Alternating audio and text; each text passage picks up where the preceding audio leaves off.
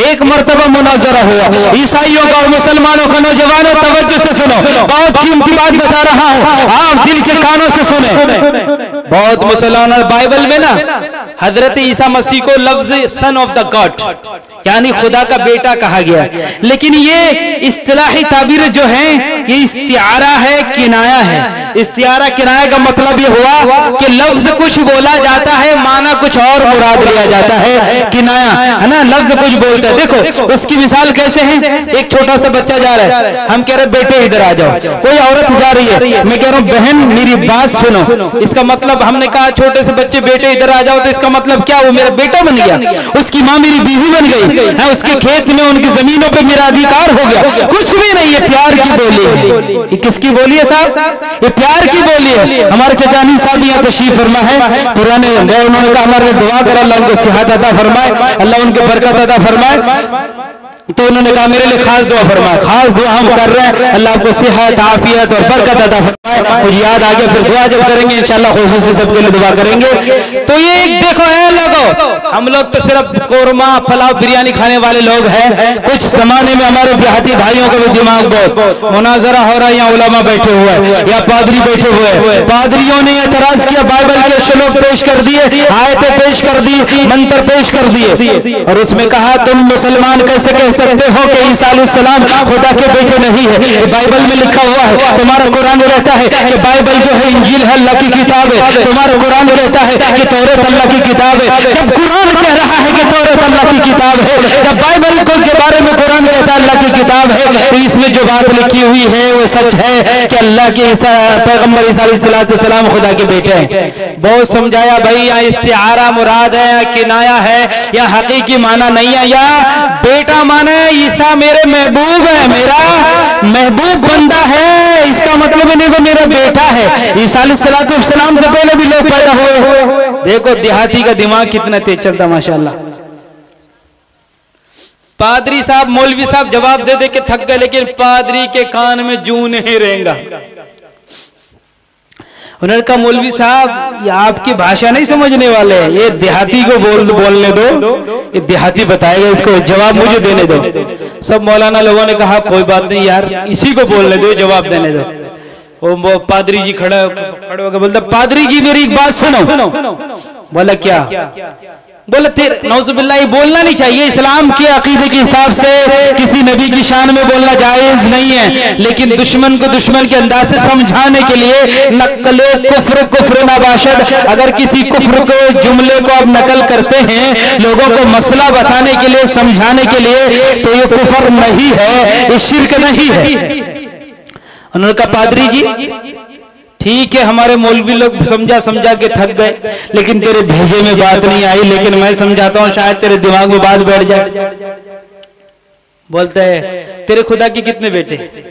देहाती आदमी ने कहा तुम्हारे खुदा के कितने बेटे हैं? उन्होंने कहा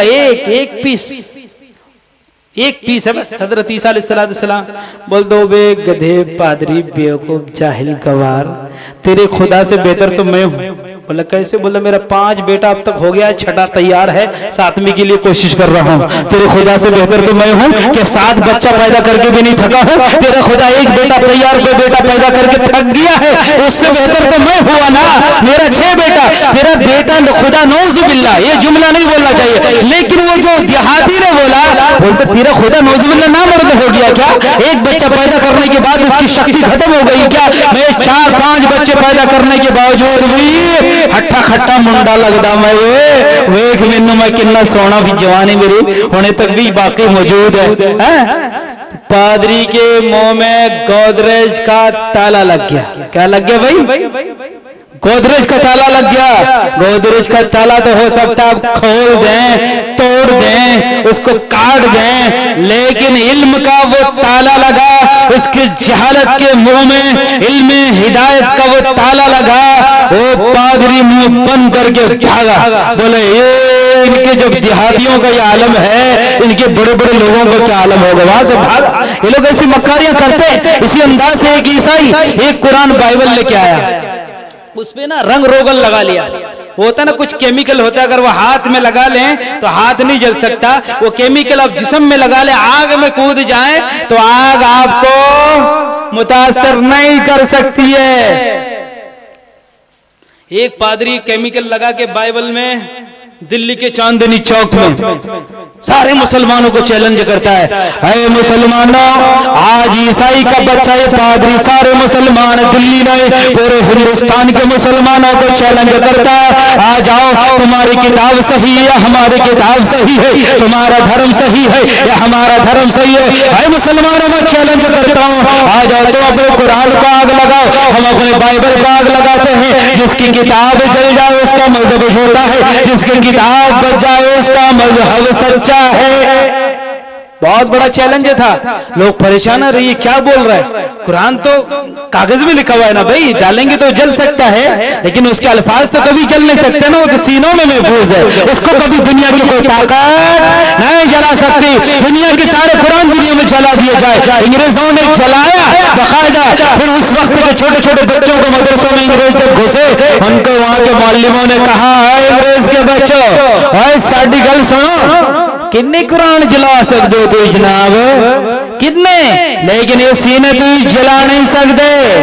गौर नाल सुनो, कितने हाफिजों को मारोगे, कितने आलिमों को मारोगे, लेकिन ये सीनों में कुरान है, अल्फाजों में तो है ही है, लेकिन इन सीनों को कितनों को जलाओगे? पूरी दुनिया के अंदर लाखों करोड़ हाफिज मौजूद है, कितनों को तुम मारोगे? आज एक 7 साल का 10 साल का बच्चा पूरा कुरान 4-5 घंटे 8 घंटे में 9 घंटे में आपको बेहतरीन अंदाज से सुना सकता है। ये इस्लाम की खूबी है, इस्लाम की हक़ानियत की निशानी है कि पूरी दुनिया के अंदर न ईसाइयों में आपको कोई अपनी किताब का हाफिज मिलेगा, न ईसाइयों में मिलेगा, न सिखों में मिलेगा, न पादरियों में मिलेगा, न केवल बुद्धिस्टों में मिलेगा, न चीनियों में मिलेगा। दुनिया के किसी मजहब में अपने मजहब के कोई हाफिज नहीं मिलेंगे।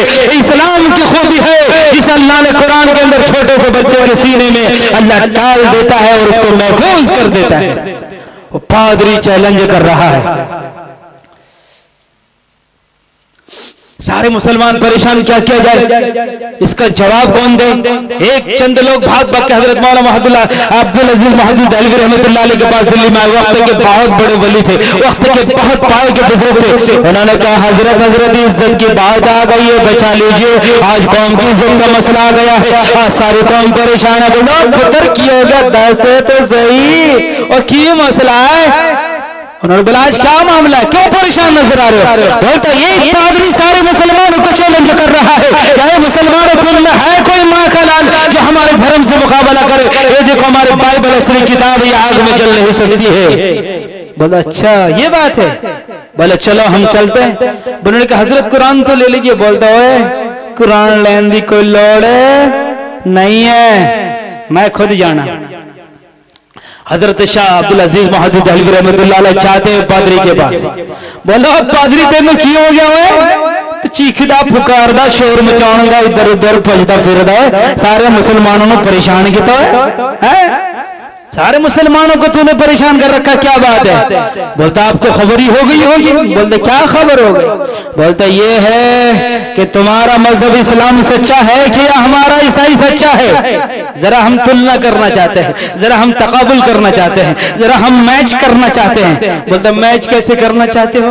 बोलते ये किताब हमारे बाइबल है, तुम भी अपना कुरान लेके आओ।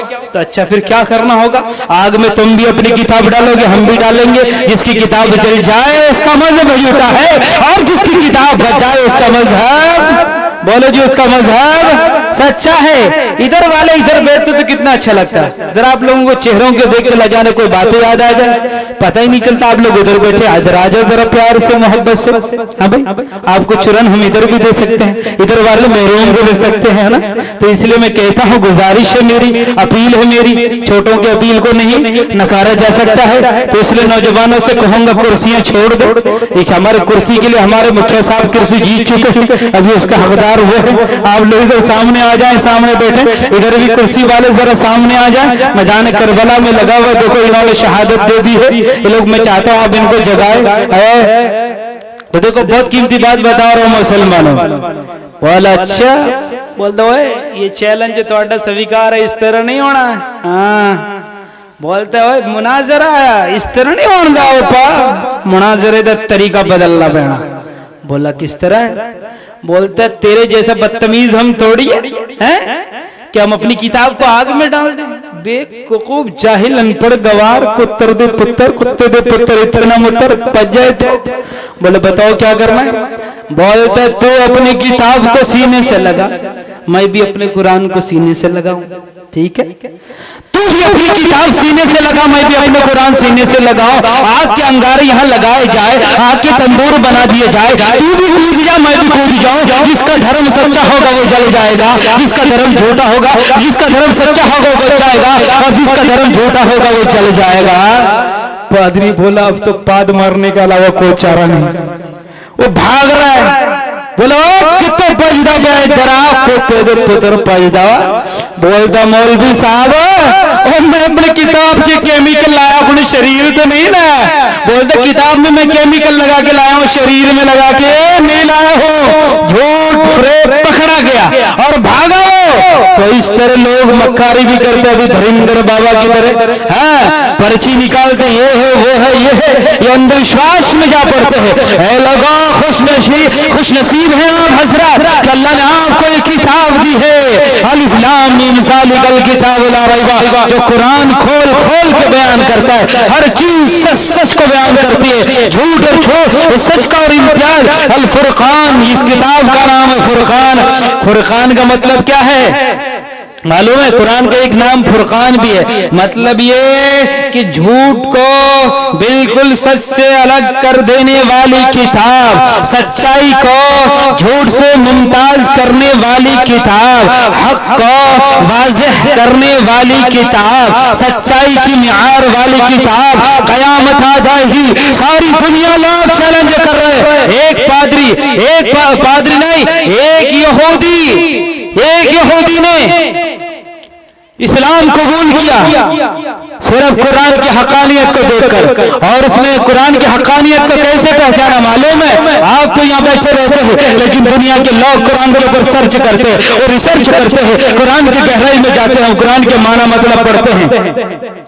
एक ईसाई ने सोचा, उनको किसी अल्लाह के बंदे ने दावत दी, क्या बोलता यहूदी तू इस्लाम कबूल कर ले। बोलता नहीं, इस्लाम की खूबियां बयान की। ये हारून रशीद के जमाने का वाकया है। हजरत हारून रशीद ने उनको दावत दी, यहूदी तू इस्लाम कबूल कर ले, इस्लाम की खूबियां ऐसी है। इस्लाम ऐसा मजहब है जो बिल्कुल पाक है, साफ है, जिसका अकीदा भी साफ है, जिसके मामलात भी साफ है, जिसकी तहजीब भी साफ है, जिसका तमद्दुन भी साफ है। ये सारी चीजें क्लियर कट है, इसमें कोई शक और संदेह वाली बात नहीं है। ये चीजें खूब इस्लाम की खूबियां बयान की।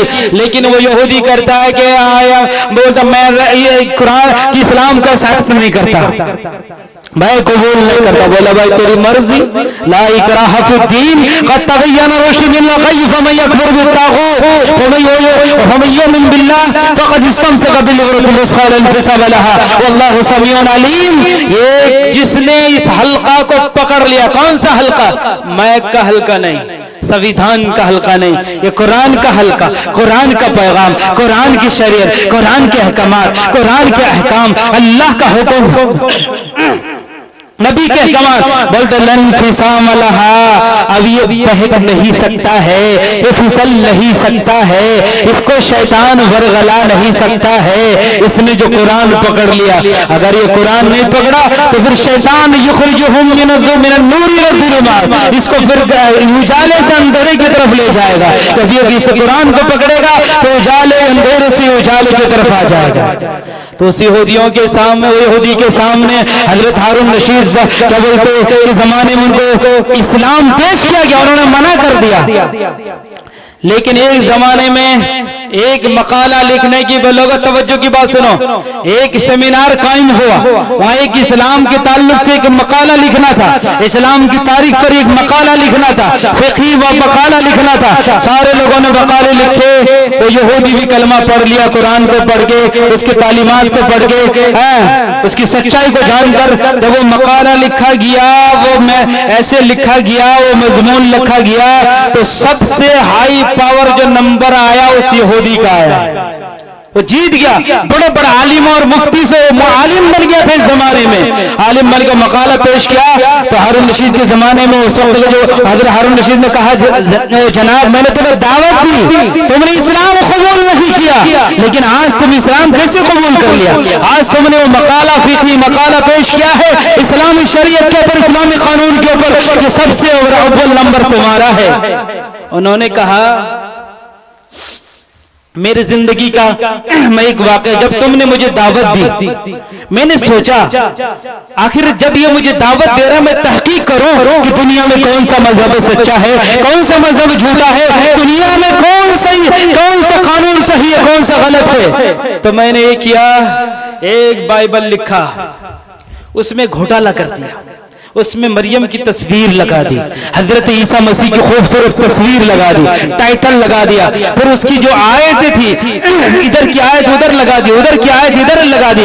मैंने बहुत घोटाला मोटाला करके चौटाला की तरह उस किताब को सिर्फ खूबसूरत अंदाज से पेज में डालकर मैं कबल चर्च के सामने मेज लगा के बैठ गया कि देखते हैं इसको कौन खरीदता है कौन नहीं खरीदता है। ईसाई लोग आए, अरे माता ये मरियम की तस्वीर है, हजरत ईसा अलैहिस्सलाम की तस्वीर है, खुदा के बेटे की तस्वीर है, क्या बोलते हैं तस्वीर है। दुआ क्या लिखा? 5 बजे होगी इंशाल्लाह। इतना टाइम हो गया है, शायद शेर पढ़ेंगे, ठीक है कोई अरे अपने तो हम लोग ऐसे ही बंदे ठीक है ना, हंसते खेलते ना, तो कोई किसी को शौक हो आए नात पढ़े माशाल्लाह, आ जाओ।